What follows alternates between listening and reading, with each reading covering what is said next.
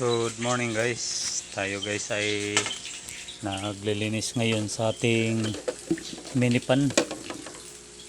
Gusto nyong tumingin sa talagang gaano kalaki yung ko, mga tilapia ko. Kukuha muna tayo ng ito. Tingnan nyo guys ha.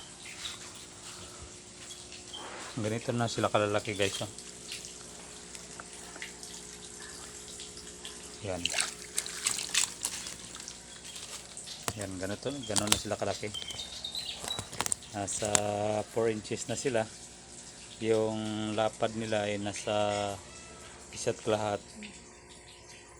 inches yung nila, lapad. Gano'n na sila kalaki guys. Tayo ngayon ay naglilinis kasi na-observe natin na medyo na sila sa pagkain nila. Hindi na sila excited sa pagkain nila, siguro sa sobrang dumi na ng tubig at saka list natin sa yung oxygen, kaya minabuti nating maglinis ngayon para bumalik yung sigla nila. Ganun lang yung pamamaraan ko sa pag-alaga sa aking mga tilapia.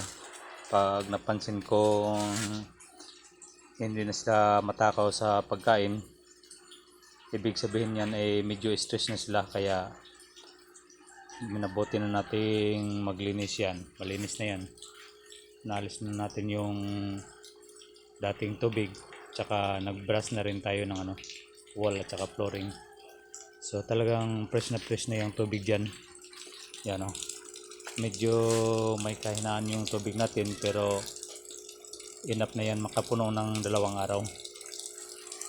Kasi medyo malaki-laki din yan kahit masabi nating minipan yan, pero malaki-laki rin yan. Ito paliguan ng mga bata dati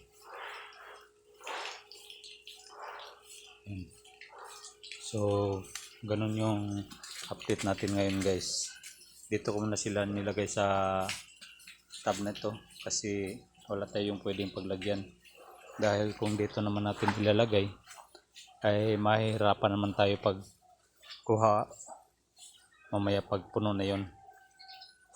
Kailangan na naman nating alisin yung tubig para madali sila makuha, kaya minabuti na nating nasa timba lang natin ilalagay.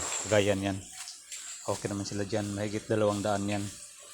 Yan naman ay mga 2 oras lang ay pwede na nating ibalik doon. Kagayan yan, medyo malalim na yung tubig. Tingnan nyo guys nasa doon na parte yun, mababa yun, nasa 2 inches na yung tubig doon. Pag yung 2 inches na yun ay nag-level na rito, 2 inches na rin dito, ay maaari na natin silang ibalik para malawak na naman yung lalangoyan nila. Sa ngayon, tiyagaan lang muna sila dito. Total mayroon na mga aerator. Tingnan nyo yan, dami nito. Tingnan nyo guys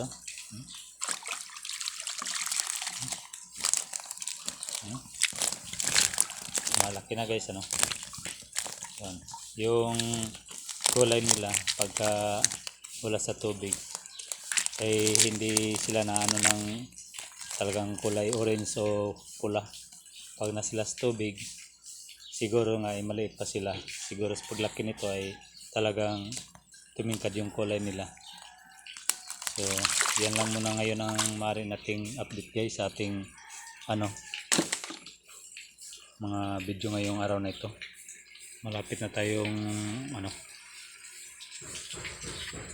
maglipat dyan. So magandang araw sa inyong lahat, at paki-like and subscribe sa ating YouTube channel para sa update ng aking backyard farming. Thank you and God bless you all.